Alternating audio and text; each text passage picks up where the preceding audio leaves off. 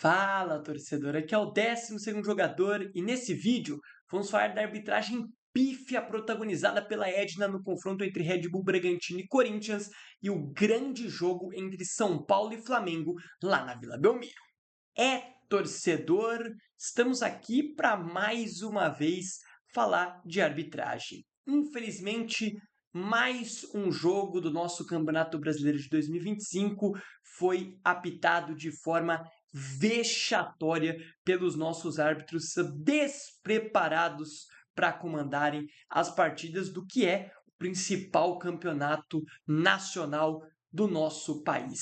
Infelizmente, a CBF ainda não profissionalizou a nossa arbitragem e a gente tem que conviver com atuações pífias, como foi esta feita pela Edna Alves Batista, inclusive, pelo menos para mim, uma das piores opções que a gente tem hoje dentro do nosso quadro de arbitragem, né? A Edna não é ruim agora, a Edna é uma das piores opções a escolher há muitos e muitos tempos, né? A Edna comete erros em todos os jogos que ela apita. Quando não são erros cruciais, são erros no comando da partida, da forma como ela leva o jogo. E hoje ela não só errou em lances capitais, como também errou na condução do jogo, né? Foi assim uma das piores, se não a pior arbitragem do Campeonato Brasileiro de 2025. A começar, né, pela expulsão do José Martínez, que claramente, né, ela expulsa o jogador para dar uma de durona, para dizer que está mandando no jogo, que quem manda é a arbitragem e querer aparecer, e dá o cartão amarelo para o Martínez e para o zagueiro do Bragantino, e dessa forma ela quer impor respeito dos jogadores. Mas ela sequer lembra que o Martínez já tinha cartão amarelo. Até então, que os jogadores do Bragantino que falam, pô, ele já tem, e aí ela vai atrás do Martínez e aplica o vermelho. Mas é óbvio que se ela lembrasse, tivesse consciência de que o Martins já tinha o amarelo, ela não daria esse cartão. Mas em vez dela pensar nisso, não, em um lance normal dentro da área, uma disputa por espaço, ela resolve parar a cobrança de escanteio, tá? No meio da viagem da bola, porque a bola já estava em campo de novo, para aplicar o cartão amarelo de forma medíocre, né? Assim, de forma inacreditável, até então que a transmissão do Premier, que era onde eu estava acompanhando o jogo, disse assim, todo mundo da cabine concordou que não era nem para amarelo para nenhum dos dois. Era uma disputa de espaço dentro da área, como todas as outras 500 que a gente tem no jogo e que acabou gerando cartão vermelho, que prejudicou e muito a partida do Corinthians, que até foi buscar o seu golzinho de empate ainda já, na verdade, com um a menos. E aí, né, outros erros totais de condução do jogo, perdida em campo, muito mal posicionada em vários lances, de costa para a bola em vários momentos, assim, perdida dentro de campo. Parecia simplesmente uma pessoa que nunca tinha apitado um jogo de futebol na vida, tá? Porque assim, completamente mal posicionada em todos os momentos, longe da bola, tá? Sempre de costas, né, para os lances capitais. Então, assim, uma bizarrice atrás da outra, uma inversão de faltas, faltas firmes que ela não marcou, contatos medíocres que ela marcou, e aí o jogo vira uma zona, porque os jogadores percebem que a árbitra está completamente perdida e usufruem dessa forma para bagunçar ainda mais o jogo, e aí vira uma várzea completa, né? O jogo vira uma verdadeira bagunça. E aí, outro lance capital, que para mim é mais medíocre ainda do que a expulsão do José Martínez, é o não vermelho para o Charles no primeiro momento. Basicamente, tem uma bola já no final do jogo, o Bragantino já vencia a partida, já nos minutos finais de acréscimo, uma bola na linha de fundo, o Charles se desentende ali com o Vanderlan, né? Tem alguns jogadores não, né? Torcedores do Corinthians reclamando que o Vanderlan também agrediu o Charles. Eu não consegui ver essa agressão, talvez seja o ângulo, talvez por outro ângulo eu consiga ver, mas eu não consegui ver. O Charles não se bica ali com o Vanderlan, acaba empurrando ele, isso gera uma confusãozinha, o John chega revoltado, né, para cima do Charles, e o Charles claramente tenta agredir o camisa 10 do Red Bull Bragantino, que cai, não pegou, tá, o tapa não pegou, mas a gente sabe, a regra é clara, gatilho de agressão, já é cartão vermelho direto. Mas, como sempre, a Edna mal posicionada, nem viu o que aconteceu, porque já estava de costas para o lance, chegou lá, não ia dar amarelo, só deu amarelo porque o John John pressionou e falou, olha aqui, olha meu rosto e tal, aí ela aplicou o amarelo. Beleza, depois que ela aplicou o amarelo, o John John ficou em cima, ficou uma zona completa, né? E aí não é o erro só dela, como também do VAR, que não a chama ao monitor, porque o protocolo é claro, né? Quando tem uma inversão claríssima de cartão, que era vermelho direto com muita certeza, qual é o protocolo? O VAR avisa, olha, é vermelho, venha rever aqui para você ver se você concorda com a gente e para mudar a sua decisão, que era errônea, de estar dando só amarelo. Mas o que aconteceu? O VAR não chamou ela, então ela não foi até a cabine, não olhou o lance e não tirou o cartão amarelo do Charles. Basicamente, o VAR pegou e falou, olha, é vermelho, minha amiga, troca aí. Aí ela simplesmente estava do lado do Charles no momento, tirou o cartão vermelho do bolso, expulsou o Charles. Então, ela não tirou o cartão amarelo.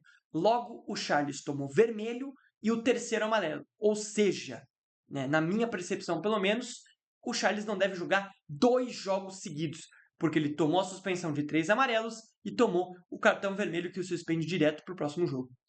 Ou seja, o Corinthians terá o Charles aí como desfalque em 2 jogos seguidos por conta de uma pataquada da Edna em campo, que não expulsou o Charles no lance claro e óbvio para expulsão, e depois do VAR, que não chamou ela para a cabine para que ela fizesse o protocolo de ir até lá, confirmar o vermelho, voltar até o campo, fazer o sinalzinho de VAR, cancelar o amarelo e dar o vermelho, e aí sim expulsar o Charles corretamente. Ou seja, nem a Edna que está no campo e nem a galera do VAR tem consciência do que estão fazendo. E aí é aquela velha história, né? Enquanto o nosso futebol brasileiro não for profissionalizado, a gente vai ser obrigado a ver rodada após rodada arbitragens péssimas, tá? E como eu disse, ela não erra só em lances capitais, ela erra em condução do jogo. Quantos momentos do jogo de hoje o Sacha bateu de frente com a Edna? Você pode ver, pega o jogo completo aí, grava, sei lá, pega a gravação, pega o VT do jogo e analisa. Tem umas 3, 4 vezes que o Sacha fica puto com a marcação da arbitragem, e algumas vezes até ele tá certo, mas assim, ele vai pra cima dela, encara ela, meio que tenta dar peitada nela, e ela fica só com a mãozinha no bolso. Tipo, vou dar cartão pra você. E o Sacha tomou amarelo lá no final do jogo já. Depois, na última vez que ele foi veementemente criticar ela por conta das decisões em campo. Então, assim, bizarra a forma como ela conduz o jogo. Na minha visão, a Edna já é disparado uma das piores opções dentro do nosso quadro de arbitragem, e o jogo de hoje cravou que ela não tem condição nenhuma de voltar a apitar um jogo de elite, um jogo de Série A, porque ela prejudica o espetáculo em todos os âmbitos, tá? Ela prejudica na condução do jogo e principalmente em erros capitais, como foram os que eu citei na partida de hoje, que dessa vez prejudicou o Corinthians, mas em algum momento ela pode prejudicar o seu time, ou, por exemplo, o Bragantino, ou qualquer outro, porque ela é péssima. No trabalho dela, ela é horripilante, é terrível. Qualquer torcedor, qualquer pessoa que você perguntar, vai dizer e citar a Edna como uma das piores pessoas no quesito arbitragem do futebol brasileiro.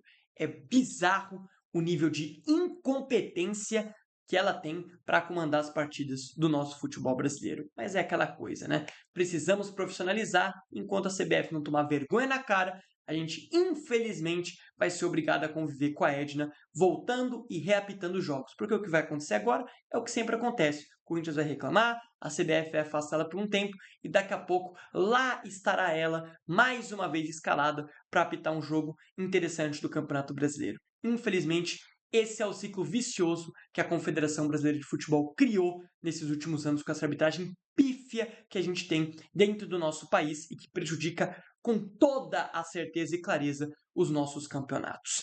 Agora passando para a parte mais interessante do vídeo, né, que é para a gente falar do grandioso jogo que tivemos na Vila Belmiro, né, uma baita partida. Eu acho que o torcedor do São Paulo sai até com gosto amargo do jogo, eu acho que poderia ter sido 3 pontos conquistados pelo São Paulo, Foi uma partida do São Paulo que me surpreendeu, tá? Me surpreendeu positivamente. E o Flamengo, eu acho que fica devendo em algumas circunstâncias. É claro que você tomar o gol num erro de saída de bola com 2 minutos de jogo causa um problema gigantesco para si próprio, né? Que foi o que o Flamengo fez. O Flamengo entregou o gol de bandeja para o São Paulo com 2 minutos de jogo, no erro de saída de bola ali do Pulgar com o Emerson Royal, né? E aí a bola sobra para o Luciano, ele faz 1-0. Minutos depois, tem um pênalti. E aí eu vou puxar o gancho do jogo do Corinthians, porque o jogo do Corinthians teve uma penalidade marcada que, na minha visão, é completamente decisão do árbitro, tá? Lance que vai ter árbitro que vai dar e vai ter árbitro que não vai dar. Mas é aquela coisa, se o árbitro é chamado no monitor, provavelmente ele vai dar o pênalti se ele não deu em campo. Se ele deu em campo, a galera do VAR vai ter medo de chamar e tentar e talvez causar um erro maior. Então fica por isso, né? Ou eles chamam ela e aí ela que está lá no campo, como por exemplo, estou citando ela por conta da Edna, vai lá e dá o pênalti, ou o cara marca direto em campo, como foi no jogo contra o Flamengo, do Flamengo e São Paulo, e o VAR não chama porque tem medo de talvez trazer o árbitro e ele errar revendo o lance em câmeras diferentes. Então, na minha visão, são pênaltis que dependem da arbitragem. Se o árbitro tiver culhão, ele talvez não dê. Caso ele seja um árbitro como a maioria do nosso futebol brasileiro, ele vai dar de qualquer maneira, seja em campo ou seja sendo chamado no VAR para analisar depois com 300 ângulos à disposição, tá? E aí, com 7 minutos, o jogo já estava 1-1. E, sinceramente, foi um jogo muito aberto. Foi um jogo com chances para as duas equipes, né? Principalmente até antes do momento da expulsão do Plata. Era um jogo muito aberto, com chances criadas para ambas as equipes, né? E até que então, que o Flamengo, no final ainda do primeiro tempo, faz um gol numa baita bola da Arrascaeta para o Lino está impedido e o gol é corretamente anulado. Mas era um jogo muito aberto, era um jogo onde os dois ataques produziam para que pudesse sair mais e mais gols. Foi um jogo extremamente interessado, não foi aquele jogo truncado. Foi um jogo que sim era pegado, tinha chegadas firmes, né, tinha imposição física de um lado e do outro, e principalmente tinha qualidade. Os dois times foram bem ofensivamente para poder produzir e criar as suas chances. Claro, né, os dois deram 15 chutes no gol, 15 finalizações, porém o São Paulo deu 4 no alvo, o Flamengo só 2. Né? Mas, né, mesmo assim, foi um jogo com várias oportunidades, com um mundaréu de gols desperdiçados e oportunidades perdidas. Se os dois times tivessem com a precisão em dia, seria um jogo de 4-4 facilmente, porque os dois times produziram para tal. Indo para o segundo tempo, continuou um jogo muito pegado, um jogo muito interessante. Lá e cá, Ferreirinha de um lado, o Arrascaeta criando do outro, o Lino criando de um lado, e o Flamengo indo para cima encontra o seu gol, e é muito parecido com o segundo gol do São Paulo, que é o gol de empate. É uma bola que meio que respinga, sobra para o Royal cruza o Lino dentro da área, faz o 2-1. E aí vem o lance capital da partida que muda tudo. Até esse momento, o jogo era completamente equilibrado, chances para os dois lados. A partir do momento que o Plata é expulso de forma corretíssima pela arbitragem, né, o Flamengo tenta segurar o resultado, tenta se fechar de alguma forma.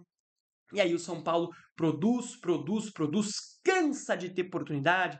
Luciano perdeu chance, o Lucas quase fez um golaço de bicicleta. Quem mais teve oportunidade de chutar? O próprio Ferreirinha teve oportunidade de chutar. E aí no lance, onde o Ferreirinha vem para 1 contra 1, mais uma vez, vence ali, né, essa disputa por espaço com o Royal, traz para dentro, ele chuta, a bola sobra para ele, ele toca no Lucas, o Lucas tenta devolver, a bola sobra para o Mike, que entrou muito bem mais uma vez, né, para dar uma fatiada para o meio da área, o próprio Ferreirinha lá no segundo pau empatar o jogo. Então, assim, foi um jogo que, como eu disse, se a pontaria dos dois tivesse em dia, era 4-4 com certa tranquilidade. Porém, né, a expulsão do Plata acabou prejudicando bastante o jogo do Flamengo.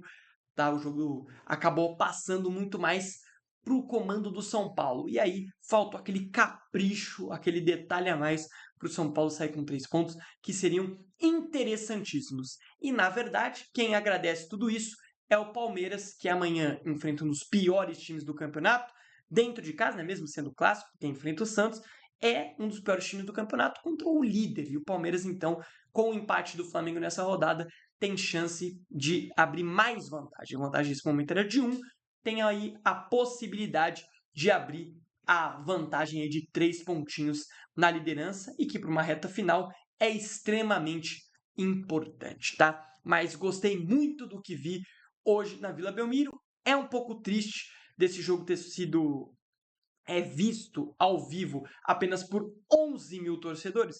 É um pouco triste, porque foi um jogo com muita, mas muita qualidade e um jogo muito interessante de se acompanhar, tá certo? E que era muito importante para a tabela, né?